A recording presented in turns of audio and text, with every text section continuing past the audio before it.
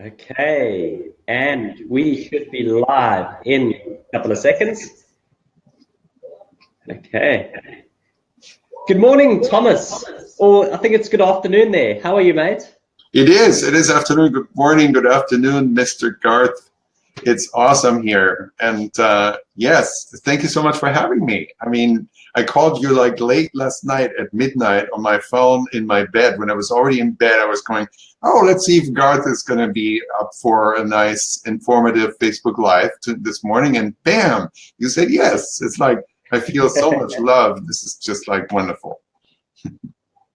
Okay. Okay, we're getting a bit of an echo. I'm going to turn down my speakers a bit, just in case. Might be Look, mine. Thomas, I can't thank you enough for coming on, mate. I really, really appreciate it. I think I've been trying to get you on the show for a couple of months now, and it's great to have you here. There's a lot of mystery around pixels and Facebook ads and everything. So we're basically looking for a bit of clarity from you today, and we cannot thank you enough for having us on, mate. Absolutely, right. So are we good with the audio? Yes, David said we are good now. I've turned on my computer speakers, so we are good. Yeah, cool, mate. So first of all, tell us, whereabouts are you today? Which part of the country? Oh, I'm in Dallas. I'm at home. I'm in my home-based office here with my black background. I'm based in Dallas, and that's where I really like it here, and that's where I am today. Oh, good, mate. By the way, is that a material or is that like a cardboard background? Oh, you want to reveal my secrets here? Okay, wait. Let me move my camera here. It is a black one. Good. Now I know, mate. Now I'm going to copy paste you. Okay. Adrian says hello. His two favorite stars are here. Thank you for the live. Awesome to see you live for some more sharings. Thank you, Adrian. David, good to see you. Whoever else is online, it's very good to see you. I think this is like one of the most sort of amazing guests we've ever had, guys. I mean, we've had Ezra, we've had Steve, we've had everyone. But Thomas brings a bit of science and a bit of reality to Facebook ads. You know, everybody's making guesses around things. He brings the reality back. So I'm really glad to have him here. I apologize if my video is sort of a bit whack today. Guys, just let me know, and I'll let Thomas take over. Okay. Cool, Mr. Thomas. Okay. Now, something funny I noticed this morning was that I posted a little image of Pac-Man, right? And he said, time spent trying manual bids, and basically time spent, actually successfully applying manual bids. And you raised an interesting comment. Maybe we can run through that one first, because I mean, this is just actually one of the core reasons why we've got you on the show. Maybe we can start there, Thomas. Okay, sure. So the Pac-Man image was about, it's basically a funny meme about, doing something, a lot of something, but only a certain time, the small portion of that is actually working. And so in this particular case, this was about, manual bidding versus auto bidding. And so the Pac-Man meme says, time spent on manual bid, bam, big yellow pie, piece of the huge pie, and then time that manual bid is actually profitable, bam, tiny little red slice of pie. And I modified the thing, and I posted it as a comment here below this as well. I modified it to say on the big yellow chart, time spent with manual bidding trying to make mediocre offers work, or something like that. And then on the red one, time spent with manual bidding, scaling actual winners that have good potential and that are actually scalable. So that's the big thing, right? I mean, a lot of people who are using manual bidding and not talking about manual bidding are using manual bidding not so much for testing, but more for scaling. And that's how it should be used. You can use manual bidding for testing as well, but it's really better to test and easier to test, frankly, to test with auto and then go in to manual bid once you find your winners and once you find your winning audiences and really scale them up. And just the main function of manual bidding is to be able to put really large budgets on your ad sets and then protect those budgets against just rambunctious overspending with results that don't meet your criteria. So that's number one on the manual bidding. And then the other thing is at different ad accounts at different times, and you know, kind of even in the same ad account from different time to different time, sometimes other bidding models work as well, or even sometimes better than what has worked before or what has worked earlier. So it really kind of depends, and you have to always be open to testing the other way again as well. That's one thing I always say. I always recommend doing 80% of what you know is currently working for you, and spend 20% of your time, of your budget, of your energy, of everything on keep on testing the other ways that things could be done as well, right? I'm kind of irritating myself here by looking not centered. Let's see if I move forward this way. You're going to be more centered or less centered? I'm confused. Come over a bit. Come over a bit for us. Which way? This way? Yeah, that way. You're right. You're spot in the frame. A little bit. There we go. You're spot in. Spot in. Okay. Maybe chance to say hello to some people. So Fabrice says hello from Paris. Jack Evans says, hey guys. Jack Evans is an awesome character. Piotr, I'm so sorry if I'm mispronouncing your name, mate. But yeah, we've got two guys in the room that are going to help you out. Thomas, maybe now's a good time. We had a very brief discussion in LA at the Pixel Mastery event, which, by the way, was amazing. The knowledge and the value you gave to the crowd was just, it was crazy. So really appreciate that. But we had a brief discussion. I think before I ask you a question on manual bidding, maybe there's a lot of newcomers in the group. Give us a quick idea of what manual bidding is going to provide you guys versus auto bidding. Give us a bit of insight into what it is. And then the second question I'm going to ask you is, when you start, do you go high bid? Do you go low bid? So that'll be the follow-up question. Okay. So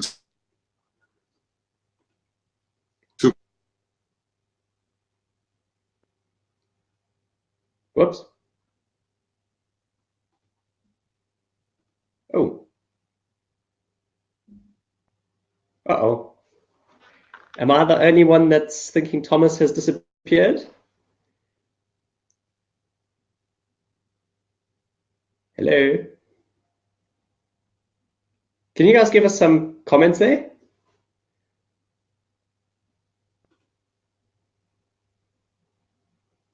Thomas dropped. Okay, cool, guys. Sorry, I was wondering. Let me message him quickly. That was awkward. I actually thought it was my internet that was going to die today, so that's a bit unfortunate. Let's see if we can get him back quickly. And maybe, do you guys have any questions? Maybe not around manual bidding, not around Facebook ads. Drop me a question. He's frozen. Thomas is gone. Goner, Danny, Kevin, thank you, Philippe. Hey guys, it's actually so good to see you. Scotty, thank you guys. Let me just message Thomas quickly about drop the knowledge, and he's gone. Yes, Stephen, that was very, very unfortunate, mate. By the way, what did you think of the email plugins from Gary, mate? Did you get a chance to implement yet? Let me just message Thomas. I'm such an Aussie wannabe. There we go. What are some good restaurants in Melbourne?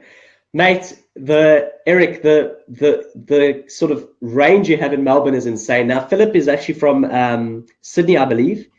And he will give you, hands down yes as to whether to come to Melbourne and try the restaurants. We've got everything.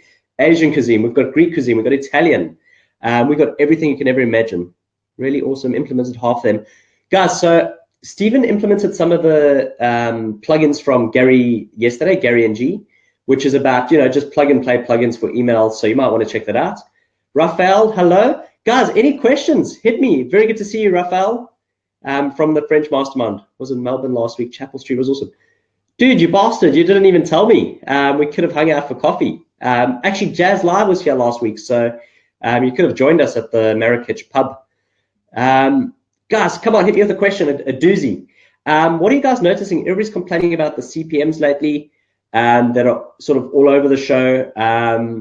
Now, look, I think, and we'll probably let Thomas cover this just now, but it is Q4, guys. Everybody's climbing in. I promise you, you're not the only one trying to raise your bids, trying to make as much sales as you can over this time. It is just part of the game. But I do have some interesting little techniques that will help you. The first thing you can do to combat high CPMs is actually try combat CPA. Garth, Vader. Daniel, good to see you, mate. Hopefully Thomas will be up with us in a second. Anyway, to combat high CPAs, okay, the best thing you can do for yourself is your post-sale upsell. I promise you, there's nothing that's going to beat this, okay? So your CPMs are through the roof. You know, if you don't have the post-sale upsell or a bundled offer, you guys are going to be paying, you know, $20 CPA, $15 CPA, okay? For most of you, probably selling 32 or low ticket items, your profit is gone. So that is one of the highest recommendations I have for you over the Christmas season, over Q4. I'm praying we get Thomas back. If not, can you guys hit me with another question if you have any? Or I'm guessing they were all Facebook ads related today, which Thomas will answer. If there's any question, just hit me. Boom. You're just going to type it out there and I will answer it. Thanks, Philippe. It is pretty awesome here, mate. How is your stuff going? Please do me a favor and message me and let me know how things are going with you, dude, and if I can help you out in any way. My high CPM ads is getting the most sales, strangely enough. Okay, yeah, that makes sense, Philippe. But what is your CPA sitting at, roughly? Are you quite profitable? What is your return on ad spend and how are you doing there? Hi, guys. How are you testing products? Okay, so Scotty, I'm guessing you're running a general store, mate. I'm not 100% sure if you're running general or niche. But what you can do is, so there's a couple of things you can do. I've actually heard of a newer technique, which is guys are taking actually GIF images. So instead of, let's say they don't have a full video, they don't have a decent image post, what they can do is they just create a Giphy or a GIF. They use Giphy.com and they actually launch on a Giphy, on the front end ad. They launch in Giphies. And that'll allow you guys to test, you know, 10 to 20 products a day, easy, instead of trying to edit all your videos, you know, instead of trying to, you know, create multiple videos, create these amazing image posts. You can just try a Giphy, you know, a GIF, give it a bash, you know, give it a whirl. But basically, if you're running a general store, you should really be aiming to test, you know, 10 products a day or something in that range. Or if you're smart, what we do is we actually eliminate a lot of the products we're going to test and filter them based on an experience. So instead of testing, you know, 10 products, test 2 a day, but you know that these products have a high chance of actually working, you know, just based on experience. You know, my super scaler Scotty is somewhere in the group. I still use that. You can give that a bash. Okay, what else we got here? Vanessa, I'm so glad you found a winner. And I see you must be using international targeting. That is good on you. Okay, Thomas actually says he's still there. He might still be there. Yeah, Thomas, maybe just give it, if you can hear us, just give it a refresh. Give the browser a refresh. Let's do that. Okay, so you're using international targeting. Daniel, what is the best way to test products these days? Still $5 or something new. So what you might notice, let's say over the last 6 to 8 months, Daniel, is that your $5 is not maybe getting you as far, okay? But there's a couple of things you can do. Right, let's see. I think Thomas might be coming in now. There he is. Hello, Mr. Thomas. You again. That's an improvement. I've had to fill for you like the substitute teacher who can't get the questions right. So look at that. I was under the impression that you had dropped out. That's funny. I was blabbering on, trying to fill time until you would come back. Oh, were you talking? Were you busy talking? I was. So when did I lose you? When did you lose me? That's okay, mate. Look, we started answering some testing questions about testing products. I'm guessing more towards the general store stuff. Basically, I was telling the guys that, you know, about 6 to 12 months ago, we used to be doing $5 ad sets, and they used to be getting us a lot further. $5 ad sets are maybe not getting us as far anymore. Maybe you can give us some advice on testing products.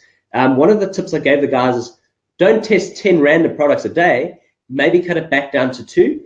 your $5 ad sets might still work, but maybe you could use a combination between PPE, WC ads, and so on. But if you've got any insight around testing products, that'd be great.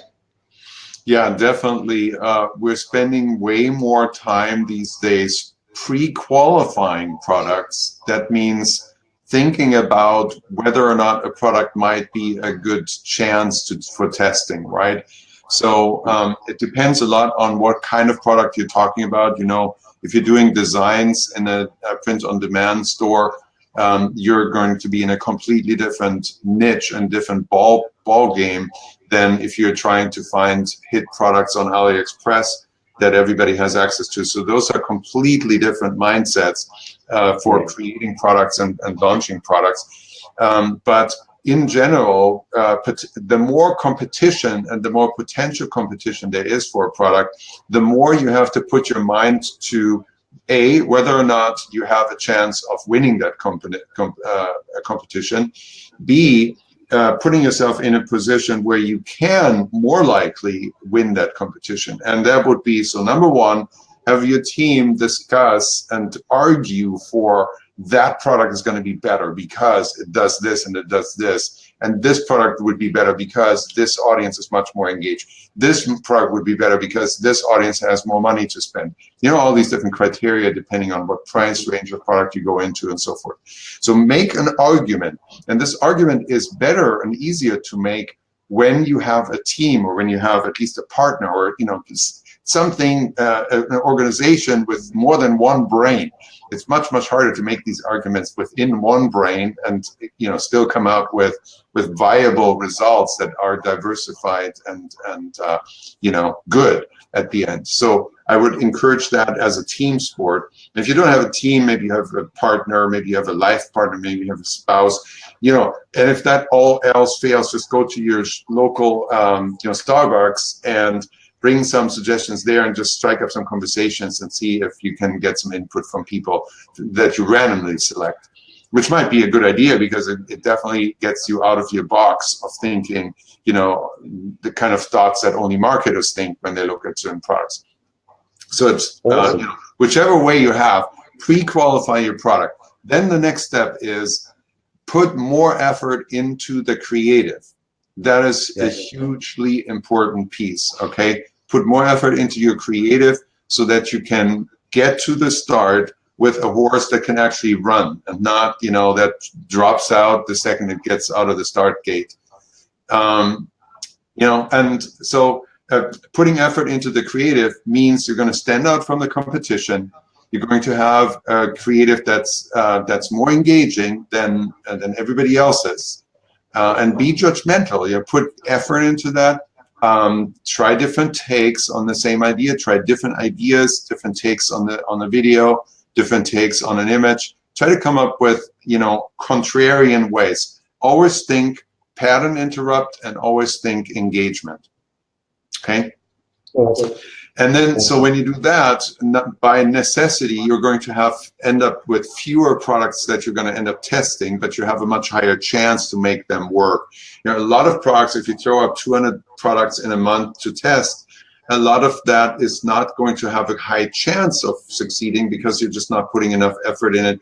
You're not putting enough thoughts into whether or not that even has a chance to succeed. So you kind of find random winners on that. But it's much more likely to make a winner, a good winner, you know, a potential winner, a really clear winner by putting more effort in there in both the decision making and in the creative itself. Awesome, thank you, Thomas. So, I mean, guys, you know, put the effort in. You know, think about what you're actually trying to offer. And I've done this before as well. You know, general store launching crazy amounts of products a day and getting traction on like one of them, which is just ridiculous because that's a lot of ad spend gone. And also with some of my testing techniques, they're quite pricey. You'll notice in my videos, I don't go light on the testing. So that is some solid advice from Thomas. I really appreciate it, Thomas.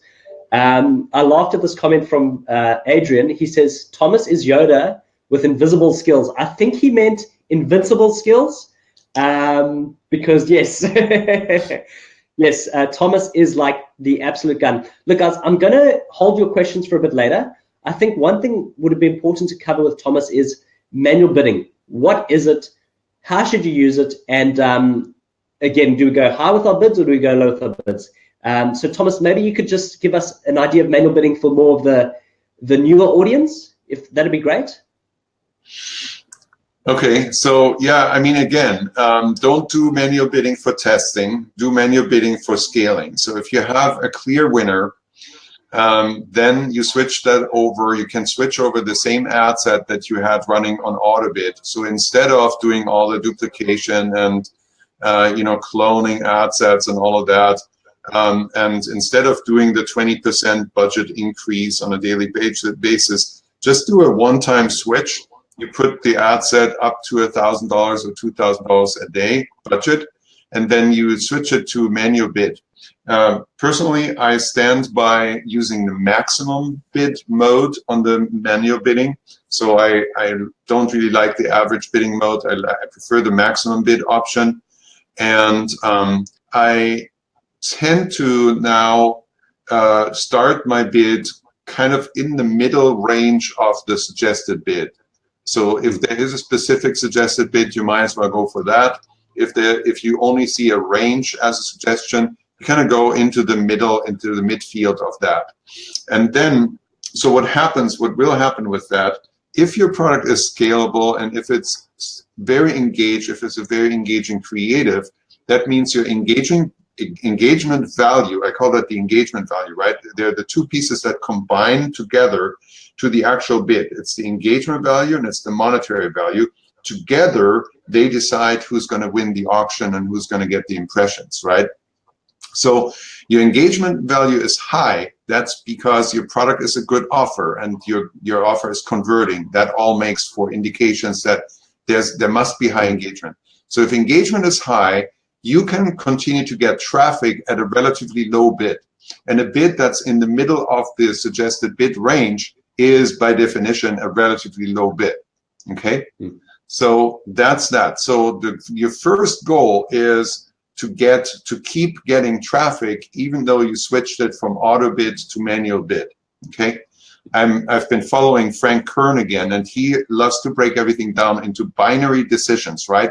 Always try to make everything you decide black and white, okay? Because that takes complexity out of your decision-making process, and it fights indecision, right? Because if you have too many options and it seems too complicated to make a decision, then you don't make a decision, and that's not good. So you break everything down into one or zero, right? Yes or no. Okay, so here the yes or no is, do you still get traffic? If the answer is yes, then you can go to the next question. But a lot of times the answer is still no at that point. And so then the question is, what do you need to do to get traffic flowing? And I discovered a really cool new metric. It was new to me when I discovered it. There's a breakdown in Facebook Ads Manager in the reports where you go to breakdown. You can break down all kinds of things, age ranges and placements and all that. There's one category there where you break down time. Well, actually, it's in the delivery. It's completely unintuitive. You would think it's under the time breakdowns, but it's not. It's actually in the delivery breakdowns, and you can break it down by hour in the day. Okay?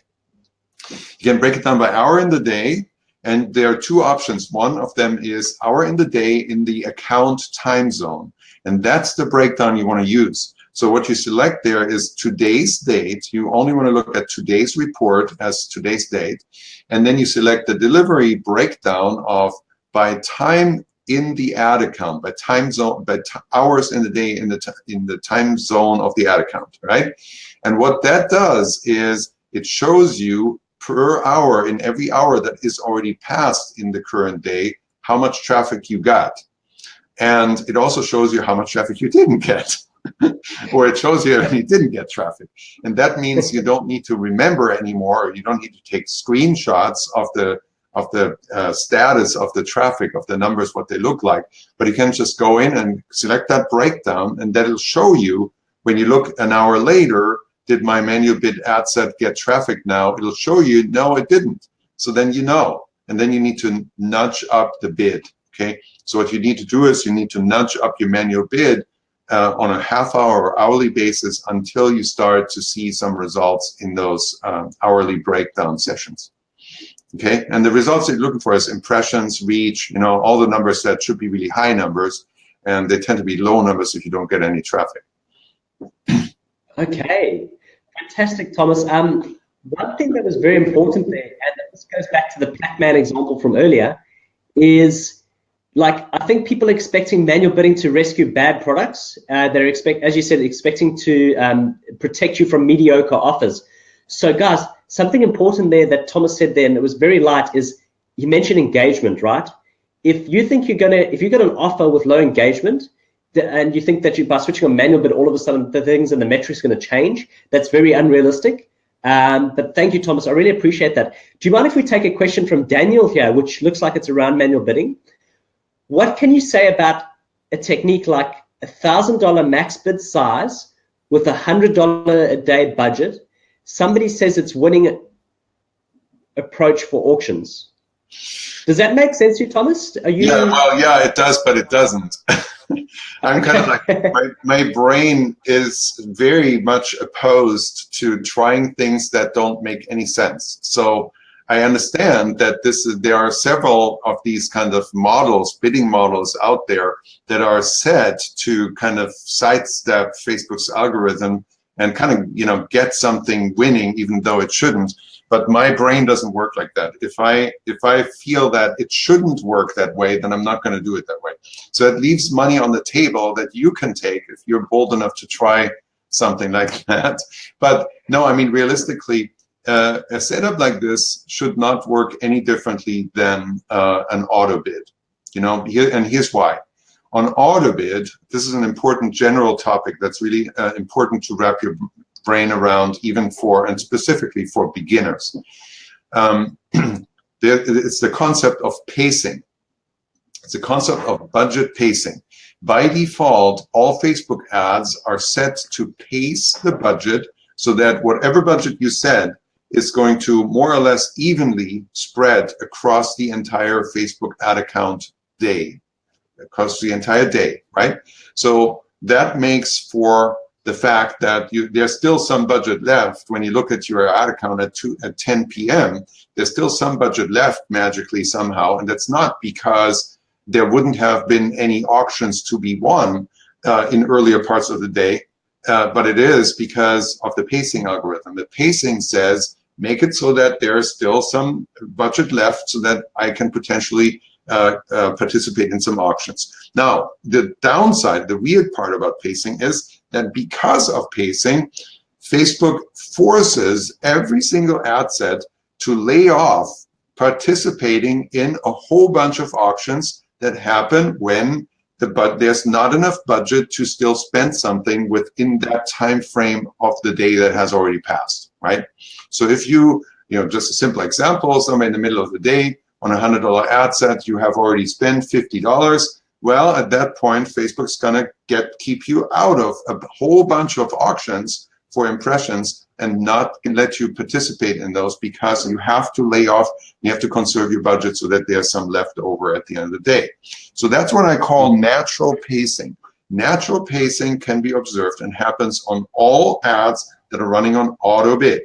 Every single ad, unless there's something broken and wrong, every ad that is running on auto bid is subject to natural auto pacing. So that is the natural way that the 100% of the budget on an auto bid ad set is spent and spread across the time of the day. On manual bid, the purpose of manual bid is to affect the pacing. You want to affect the pacing and you want to make it so that you don't spend the entire budget, because your budget is there to participate in more auctions, but only win the auctions that meet your criteria.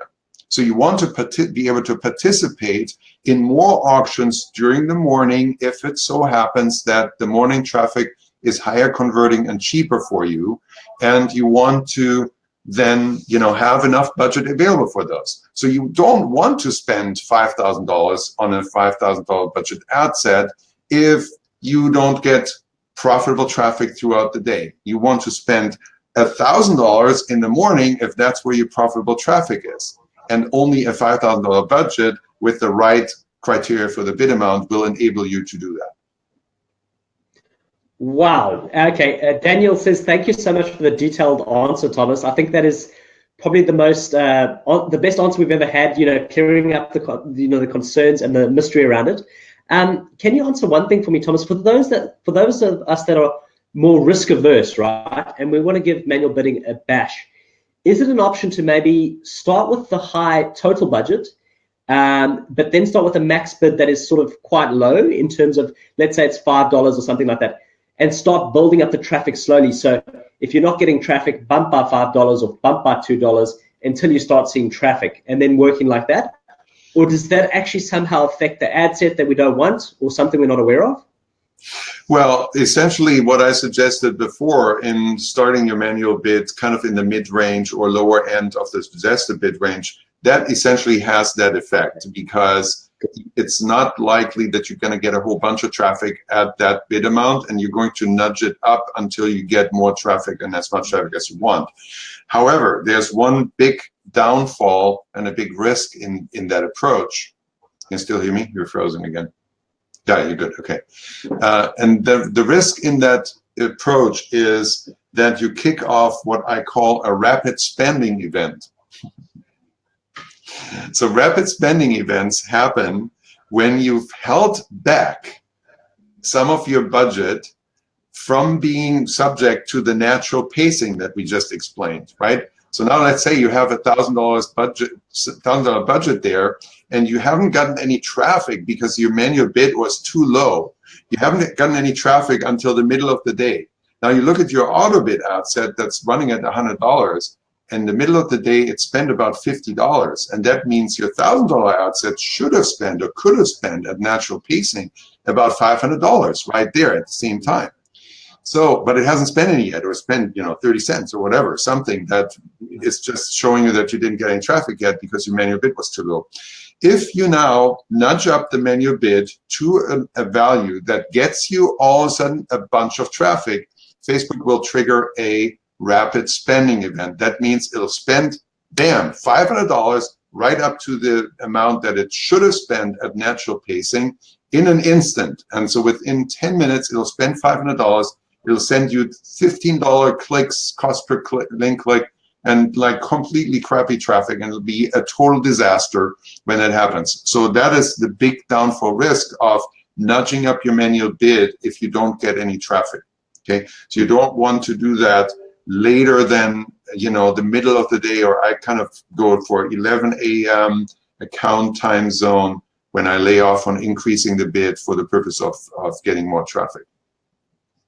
Dude, that was perfect. Thank you, Thomas. I really appreciate that, man. I think that'll be the last question we have around manual bidding. We'll take a question from David Kozan in 2 seconds. I do want to ask you something, Thomas. I'm seeing a lot of people complaining about, now I have no clue if this is true, I've never experienced this, but a lot of people complaining about bot traffic from Facebook. It doesn't make sense to me that Facebook would do this. It seems like it would damage their reputation. It would basically make their system a system of fraud. So can you give us some insights into bot traffic? Is there such a thing? Is it nonsense? I cannot speak to that. I have no evidence in my stats that there is such a thing as bot traffic. I've heard the rumors as well, and I see people in Trackify. They tend to try to engage the delay on the on the pixel events to sidestep the bot traffic and not get the bot traffic into retargeting. But I think it's, I mean, in the practice of my running and managing Facebook ads, it's irrelevant. So I can't really speak to it. Okay, good stuff, mate. Good. I know a couple of my mates are using Hotjar and Lucky Orange to record traffic, and they're basically saying that out of 100 visitors, 90 of them are doing exactly the same thing. But I think it's there's a syndrome for that. It's when you see something that you hear about something and all of a sudden you start seeing that thing. I can't remember what that syndrome is called, but I think that's what they're experiencing. I'm not so sure I believe in such a thing as the bot traffic. It doesn't make sense to me. Okay, cool. What was that chat? They would all do the same thing as long as they purchase at the end. Yeah, exactly. We need some purchase bots. What to do in this? Oh, sorry, mate. You were saying? We're going to make some purchase bots. That would be awesome. Can I have some of those? Can you send some of those to me, mate? Thank you. Yeah, right. David asks, what to do in the situation when you get sales in one day and on another day you get none, and then again get a few sales and then none? How should we work it? Now, Thomas, I want to ask you, by the way, can you see these questions? Yes, I can. The one Okay, that you put up on the screen, on my screen too, yeah. I see them. Cool. Ready? Ready for the answer? Yeah. Okay, here it is. Spend more budget, raise the budget. Raise the budget and look at larger time frames. I noticed this is a really good experience that I can share from looking a lot at ad accounts that have a lot of traffic and a lot of budget and a lot of volume. When you are in the a good situation to look at a lot of data, you notice that it works way better when you can analyze data on longer periods. So what I usually do is I go into the breakdown and I look at weekly breakdown data. I line it up so that I look at 28 days back, and that way I have 4 chunks of comparable time frames that then give me an idea of what happened from one week to the next, one time frame to the next, and it also gives me kind of like a hybrid view of what happened across that entire week, rather than the ups and downs and the breakdowns of the single day. I don't know if this answer or if this phenomenon is affected by the selection of 1 day versus the 7-day delivery optimization option. I have a feeling that I'm less affected by this kind of data also because I typically select the 7-day option. So when you select the 7-day option, you're supposed to kind of look more at the 7-day time frames, and maybe because of that, it affects you a little bit less. But so it's a mindset by and large. There are so many day-to-day changes within Facebook, within the algorithm, within the reporting, when data comes in and flows into the reports. Maybe I should mention at this point, one of the most mind-blowing truths about Facebook that few people know and very few people actually realize that it is this way is the asynchronicity of Facebook's reporting. So that's what I mean by that is an event, a conversion event, be that a view content, an add to cart, a purchase, whatever it is, whatever conversion event happens, is almost never reported in Facebook and on the same day that it happens in Shopify, right? Because Facebook reports conversions on the attribution time, at the attribution time, not at the actual event time. So that means if I have an event, a purchase in Shopify that happens today, but it's attributed to a specific ad set because of a click that happened 3 days ago, the sale today is going to be reported 3 days ago in Facebook. And that by in itself, you go, how can I ever reconcile my my Facebook reports with my Shopify? And it's just not. They're not meant to be your accounting platform for what happens in your Shopify store, right? They're showing when stuff happened in Facebook, and they're attributing sales and any conversion value to that, to what happened, and not to what happened in your Shopify store. So Thomas, does that mean we should be doing our decision making over a 3 or a 7 day window? How do we combat this? Well, the better the people, the most successful people, the more successful people are on Facebook, the more I see the pattern that they're just bold enough to take a larger look back period as the main criteria for them for the decisions that they make. So if you're constantly just looking at today's data, that's going to be the worst guide for your decision making with regards to managing your Facebook ads. If you can take a 3-day time frame looking back and just kind of not even look at today's data and make your decision based on that, you're going to be a better Facebook marketer, just because you're taking a longer breath and you're letting Facebook take some time to optimize and do its thing, and you're not slave to the reporting anomalies that always happen on the individual day. And And that's almost, it almost continues like that, right? Even the person who can take a 7-day time frame and base their numbers on that is going to be a better marketer than the one who is slave to the 3-day time frame. Awesome. Awesome. David says he really appreciates your time, Thomas. So thank you very much for that. Sure thing. Now, Mo says we could also possibly use Google Analytics to get around that. I think if you set up your tracking tags really efficiently, then maybe you can track it back and forth. So that's an option for us as well. Guys, I think we're going to go away from manual bidding. Otherwise, we'll have Thomas here for like the next week. And I know he's busy, so we won't do that. Maybe what I'll do is if we have time later, I'll go back along the questions. Thomas, custom conversions. Okay. What are they and when are they applicable? And is this a more advanced topic? You know, and when should guys be using them? What can you give us just any insights you have around custom conversions? Yeah, okay, so custom conversions are basically used to tell Facebook to optimize your ads according to a subset of all of the purchase events that you're going to trigger, right? So most of the time in the context of a Shopify store, you would want to use a custom conversion on a purchase event. It's kind of rare that you make a custom conversion on an add to cart event or view content event. A purchase event, that makes sense. Now, on the other hand, on a purchase event, you have relatively speaking, you have fewer events that happen, right? So it seems unintuitive to reduce that even more to optimize for a subset of that event rather than all of the events, as many events as you can possibly get a hold of to optimize for, right? So, but that, therefore, it depends on the subset that you want to optimize for, right? So it depends on what you're setting up a custom conversion for. Typically, what I do is I set up custom conversions when I have a winner and I want to isolate that winner from effects that I see from other products that are also running. And that could be a different scenario if you have a general store, you're using your different niches. In those situations, a custom conversion might work well. I actually use multiple pixels in those situations, so that's even more complicated than custom conversions. But where I have really good results with custom conversions is when I have a specific store, and it can be a niche-specific store, or it can be even a single product store that is launching a special offer.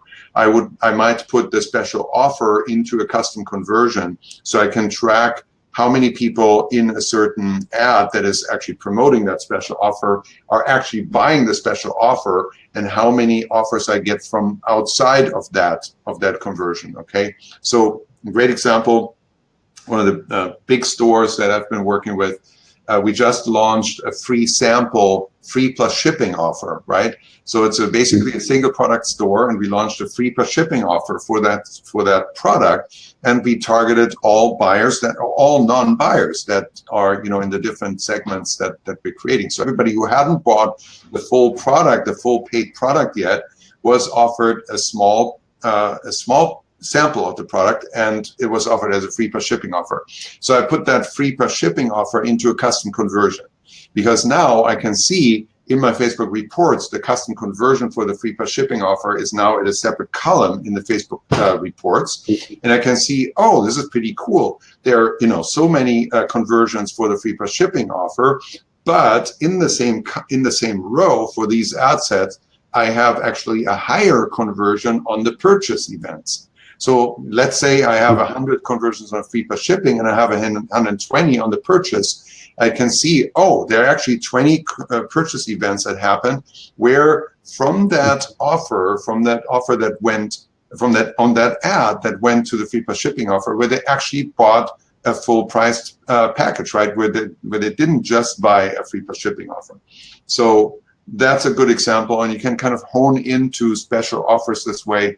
And a lot of times when you have high enough volume for the event that you're honing in on with the custom conversion, it can work better for you than optimizing for the general purchase event. Awesome source, man. Wow. Yeah, Okay, it's that kind of blew my mind away. this is different from how most people use custom conversions. Usually I hear custom conversions are used for niche, segmenting niches in a general store and stuff like that. And I don't usually use custom conversions like that. It's like I said, I use multiple Facebook pixels and multiple ad accounts in that kind of situation. Yeah, exactly. Same. And by the way, this is not a plug, by the way, but because I use Trackify and I always recommend Trackify. But I want to ask you, does Trackify have any sort of custom conversion assistance tool or anything like that around custom conversions or not?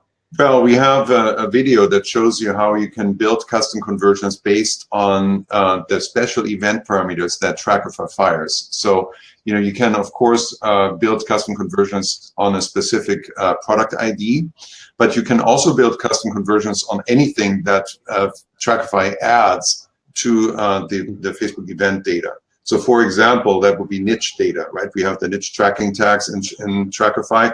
So you could create a custom conversion that is optimizing for all products that have a specific niche tracking tag. That would be one example. Yeah, we have an instruction video, but we don't have an actual Facebook tool.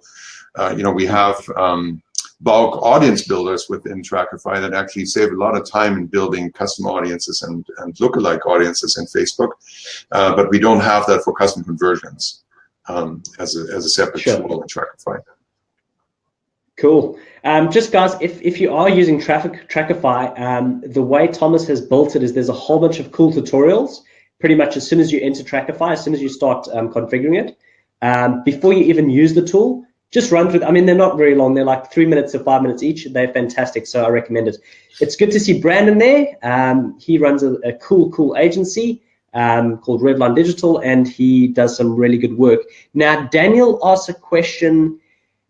How can you catch bad changes in ad set performance if you... I'm not going to read this. You go, Thomas. Yeah, so how can you catch bad changes in ad set performance if you operate with long time frames? You could trash a lot of money in 7 days before I understand that's not working. Yeah, no. I mean, the workflow is basically you look back in intervals. You look at, I never look at today's data. I always look at today's data combined with yesterday's data. And then I look 3 days back, 5 days back, 7 days back. But the big, and so you do catch it. You do definitely, you want to catch changes, but you also want to make sure you understand changes and where they come from, right? A lot of times changes are perceived changes rather than actual changes. And that's the problem. By looking at today's data, there's usually a ton of perceived changes in today's data that are not actual changes. And those actual changes will get filtered out the more data you take into account. That's the whole point. The whole point is getting a filter going where your actual, your perceived changes aren't affecting your decisions into making, being bad decisions. Great. Look, I'm a bit hesitant in taking this question, guys, because today's show is not focused on Trackify. But Thomas, if you can just give us, first of all, I don't think it's because it's a retargeting platform, Trackify.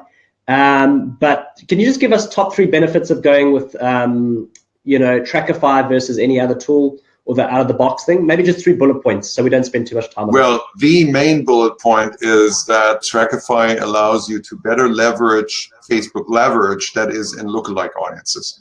So you can create better audiences in Trackify because Trackify lends itself to more segmentation of your data that people create in, stepping to your Shopify store. So if you can create more different segments, behavioral segments on those audiences, you're going to have more lookalike audiences, and that helps you with that, And then Trackify also allows for multiple pixels in the same Shopify store and manage them all, control when they're firing, and so forth. Awesome. Okay, guys, I think we've been on for about an hour now. I'm gonna just maybe take one more question for Thomas. So Dirk has sent us the Giphy site. Pietro, maybe this will be the last question, Thomas, if you don't mind. Okay. What is your safe date at which you stop advertising to make sure clients get their products before Christmas? Do you even stop ads at all, or just state on your site that it may not be delivered in time? I'm not going to handle that one. I will just give it over to you, Thomas, and you can tell us what you think.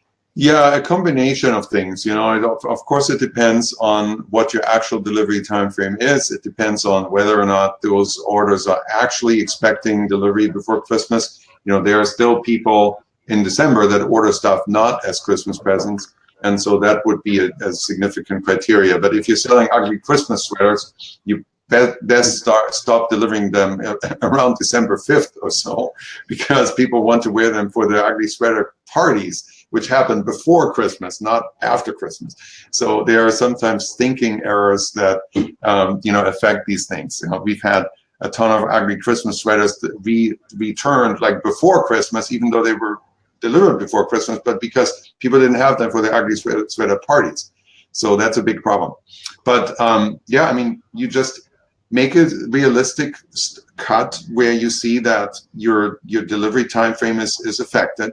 You know, a lot of times it totally depends on how you deliver. If you deliver from a warehouse in the area, in the country where your delivery happens, you can go way closer as long as your product is still present and in stock. The delivery warehouse can use faster shipping times until later on.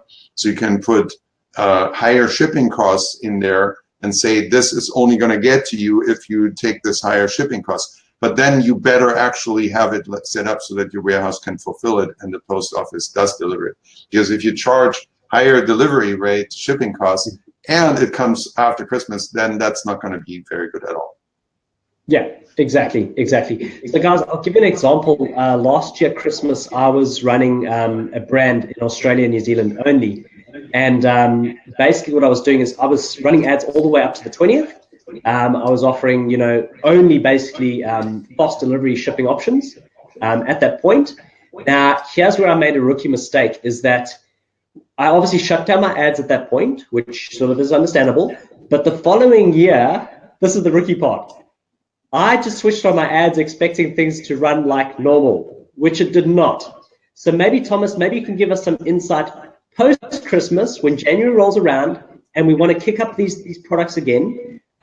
What do you advise? Do we, you know, duplicate the ad sets again? How do we even kick this off in January 2018 to get the ball rolling again? If you have a product that can realistically expect to continue on through Christmas or pick up after Christmas, I would consider slowing that down by putting manual bids in and reducing them, because that does less damage to ad set optimization and performance than actually pausing these ad sets. And so I would maybe, you know, do it that way. Okay, that's interesting. So you're just getting a tiny bit of traffic coming through, keep the ad set somewhat alive. Right. Obviously, you will lose the conversion optimization. Is that right? Yeah, it doesn't really matter that much, right? I mean, you just want to slow the traffic down. You're going to lose some momentum, of course. But my point is that using the manual bid as the throttle is more effective than turning them off and getting them to re-optimize after that. But I mean, a lot of times you have to be, you know, realistic about the fact that buying is crazy in front of the holidays. And if you've ramped up to thousands of dollars of ad spend during that time, you're not going to be able to make the same kind of spending instantly profitable again in January. So you're going to have to kind of revamp things and reposition things. That would be my chief expectation, and treating the exception as an exception if you actually have a product that can go through that period and come out in January screaming and kicking. Okay. Now, look, Sammy and Scotty, guys, like, I really, okay, maybe we'll take another question. Before we take those two questions, Thomas, now, the opportunity I allow every guest to come on board when I do a live Q&A, you know, I'm taking the advantage of you. You're coming in and give us good value. Now, I give the guest speaker an opportunity to tell us what they're doing in the community, or how they're helping people, or new exciting stuff that they might have going on at the moment. Is there anything you want to share with us right now? Yes, I do. We have an awesome event coming up, but this event is different than anything you've ever seen from me before. And I'm hoping that it's actually different than anything you've ever seen before, because it is a virtual training event, a virtual training and implementation workshop. And we're going to do it like this. It's actually going to be a workshop, implementation workshop over 2 days, 2 full days. It's as if you would come to my Dallas office and sit here with me and work with me one-on-one implementing. Now, this event is going to be tailored and catered to absolute beginners. So you have to not even have a Shopify store yet. You can have a Shopify, but if you have a Shopify store, you may have one that isn't performing at all, right? It doesn't have any sales. It has really low sales. It's not profitable. You're just not able to make it work. That qualifies you as a beginner, okay? If you're a beginner like this, you'll have an awesome time at that event if you participate, right? So it's a virtual event. You can sit at your home, at your office, with access to the tools that you normally use, access to your Shopify store. So you should, go get a Shopify account, but you don't have to have a Shopify account or Shopify store set up yet. And then the way that we're going to do this is we're going to actually do webinar-based implementation or training segments, and then we're going to have videos that are pre-recorded in the members area, and we're going to send you off with these videos to watch them right there. You have committed your days, you have committed your time, so you're actually going to consume and do this and implement the videos. Our staff is going to be, and me personally, we're going to stand by during that time. If you have any kind of questions, if you run into any snags, you can shoot us a question right away, we'll answer it. And then after a while of implementing these videos and watching and implementing them, we're going to come back to a Q&A webinar session again and talk about any questions, anything you need to know again about that segment. We're going to go through all the important segments you need to know to start a product from scratch, to research a product, to build a store from scratch, and to run Facebook ads and get them through the testing phase and through a productive and profitable phase. And so it's all going to be structured like this, where we have totally hyper interactive, everything geared towards the virtual participants on the event. So I can't wait. It's going to be super, super engaging, super interesting. We have like the Bentley of members areas engaged for that. It's going to be set up so cool and so powerfully. Yeah. So I'm super excited, as you can tell. So I would, everybody on the call, who sees this. Oh, sorry, carry on. Go ahead. No, I'm just eager to invite everybody and have as many people there as possible, as can possibly fit on our lines, which are limited. But I'd love for you to come and see it and be with us on your journey there together. Awesome, mate. There's 2 things I love about that. One is we don't have to travel to Dallas.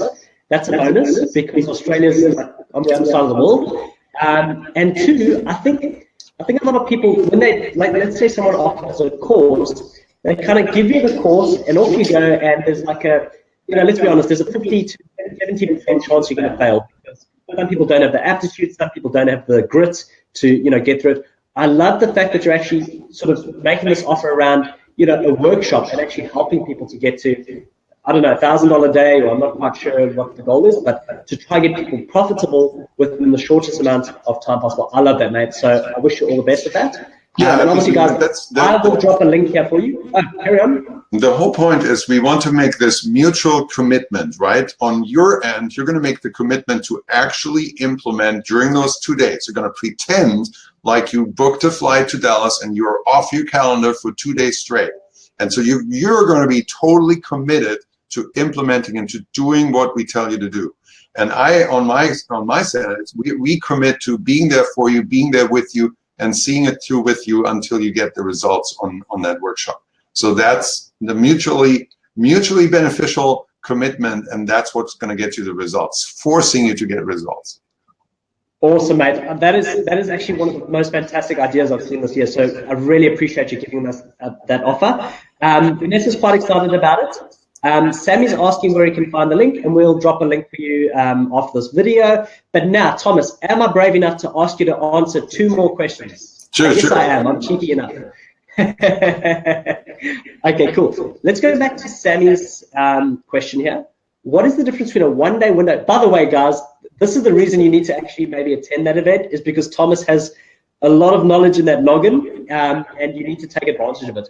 Okay, what is it between 1 day window and 7 day window for $30 to $40 Shopify products? He's begging us to answer the question.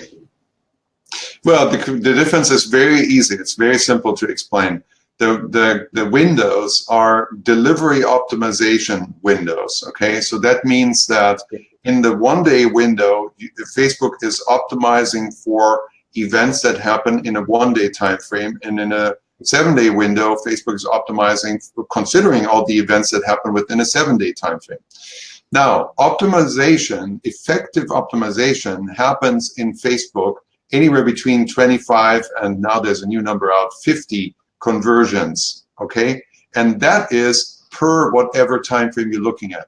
So that means if you have 50 purchases in a single day, you're good to go for optimizing on a 1 day delivery window. But if you don't have that, if you have 50 conversions, 50 purchases within a 7 day window, within a week, then you're better off optimizing for that. Awesome. Is it easy? Easy and this enough? is the last question. Oh, carry on. Is that easy enough? Simple? You made it so easy to understand. Thank you, mate. We're going to take a last question from Scotty. There you go, Mr. Thomas. Can you give us some answers or give us some insights? Okay. You start directly with purchase event for testing products on your Pixel, add to cart, view content. On a new Pixel. Okay, so on a new Pixel, you need to warm it up a little bit. You know, you need to get data to your Pixel. I would generally advise you to run different ads in the beginning. You want to make sure that everything is working in terms of engagement. So you can run PPE ads or video view optimized campaigns. And then you want to warm up your Pixel. You can start optimizing for the Pixel events as they happen frequently enough.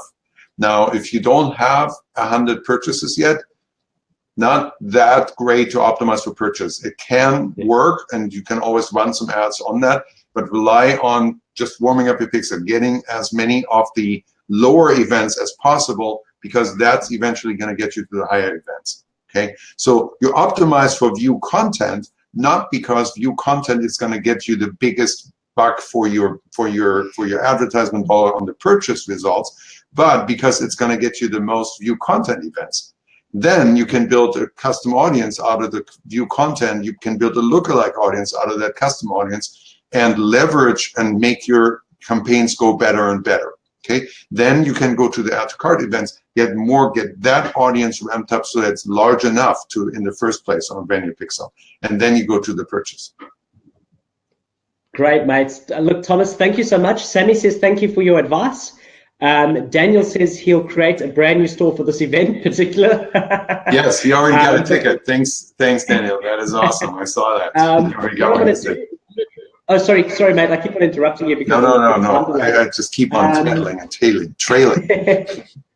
Good. Okay, guys. So Thomas has very kindly offered to give us 10% off the offer. You will see that on the landing page. Take a look, guys. I honestly wish I had this opportunity like a year and a half ago, 2 years ago. It would be incredibly valuable. So take a look. And Thomas, I wish you all the best, and I cannot wait to see you at the next event, mate. Thank you so much, Garth. Really nice for you to have me here, and it's always awesome to talk to your group. The questions are so smart, and they're so appreciative of my answers. It's always great to be here. And guys, everybody who already has a ticket and happens to see this with the discounted offer, we're going to make sure to get you 10% more value. Awesome, mate. Thank you so much, mate. Have a good day, and we'll see you later. Ciao. Take it easy. Thanks, everybody. Bye now.